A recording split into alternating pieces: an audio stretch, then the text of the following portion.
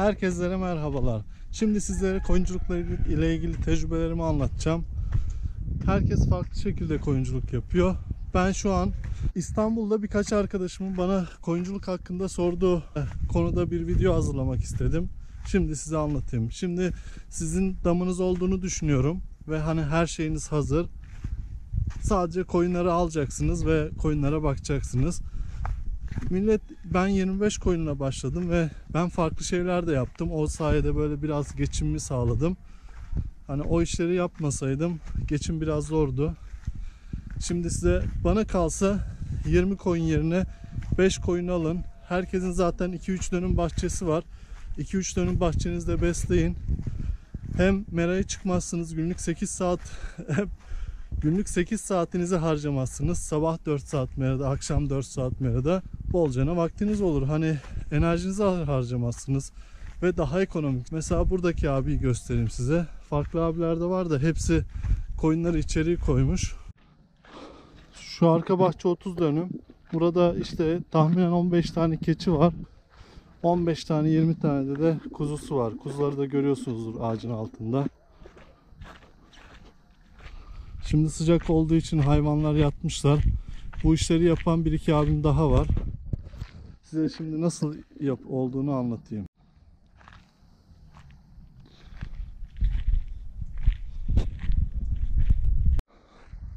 Size şimdi 20 tane koyun için hesap yapayım. Hani mantığınıza uyacak mı uymayacak mı siz karar verin. Sonra 5 tane gebe koyun alalım ve 5 tane gebe koyuna 6 ay bakalım. Doğumunu yapsın. İşte kuzuları 4 ay büyütelim ve satalım. Hani nasıl size daha karlı, kararı siz verin. Genelde koyunculukta hesaplar 2 yıllık yapılır. Bu yüzden ben de size 2 yıllık hesap yapayım. Bu arada ben de Trabzon'dan geldikten sonra otostopu acayip özlemişim ya. Otostop çekmek, gezmek çok güzel bir şey. Devam ederiz yakında inşallah otostopa. Trabzon'dan geldikten sonra boş durmadım. İşte ısı yalıtım malzemelerini aldım. Buradan gözüküyor mu? İşte ahırını sökmeye başladım. Şimdi tavuklar için kümes yapacağım oralara. Bu sırada size bir koyun yarım kilogram yem, 1 kilogram ot yer mesela. Bunu da 4 ay, hayvanları 4 ay beslediğimizi farz edelim. 50 kilogram arpa 3500 lira. Yarım kilogram yem 3,5 TL'ye geliyor. 1 kilogram ot 2 TL'ye geliyor. Çünkü bir balya 60 TL ve 30 kilogram bir balya da var. Yani bir koyun maliyeti 6 TL'ye geliyor. Bir koyunun günlük maliyeti ortalama 6 TL'ye geliyor işte.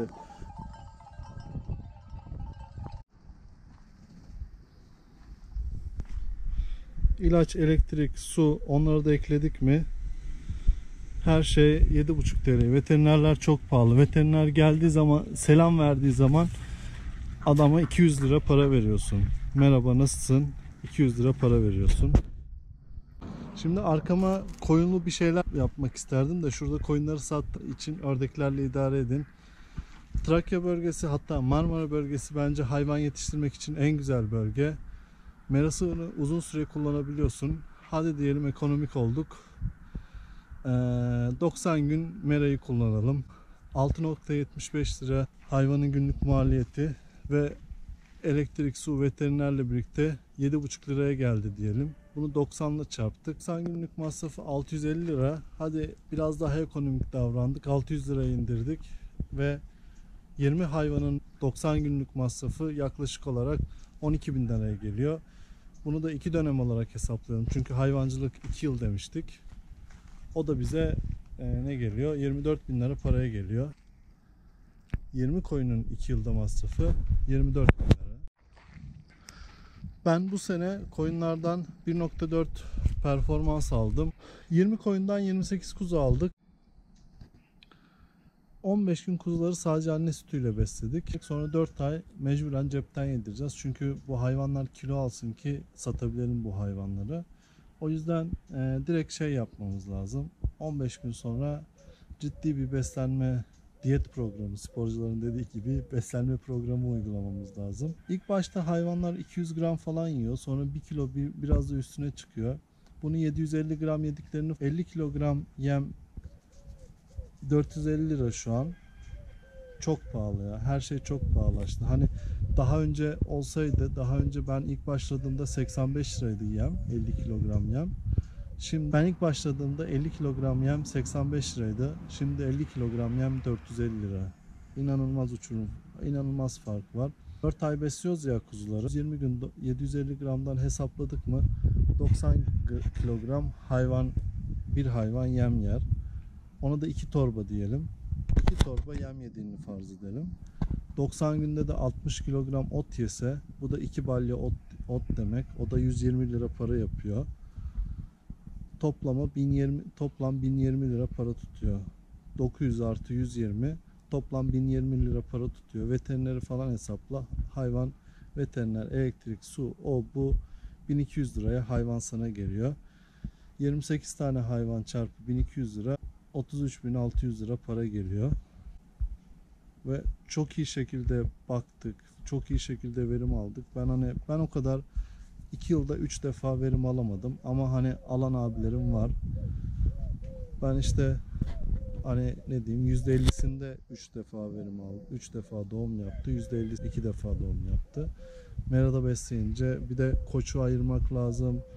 Onun ekstra işleri var. 33.600 çarpı 3, hani 3 defa verim aldık ya, 100.000 TL.